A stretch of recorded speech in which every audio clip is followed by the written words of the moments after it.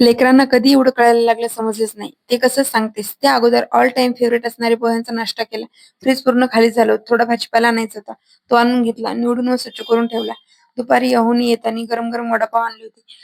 आम्ही मस्त वडापाव खाऊन घेतले आणि रात्री मुलांना बाहेर चक्कर मारण्यासाठी गेले आणि मुलांनी पाणीपुरी खाण्यासाठी हट्ट केला. मुलांनी हट्ट केला आणि यांनी कधी पूर्ण केला नाही असं झालंच नाही.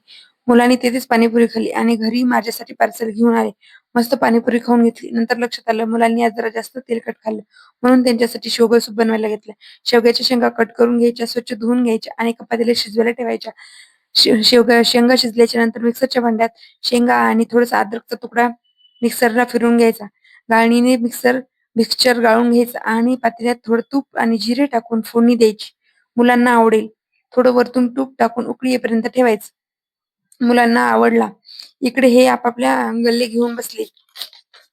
डॅडीला म्हणत होते त्यात पैसे टाका. म्हणून म्हणलं लेकरांना कधी एवढं कळायला लागलं समजलंच नाही. YouTubeला सबस्क्राईब आणि Instaला फॉलो केलं नसेल तर लवकर करून घ्या. आजच्यासाठी एवढंच. बाय.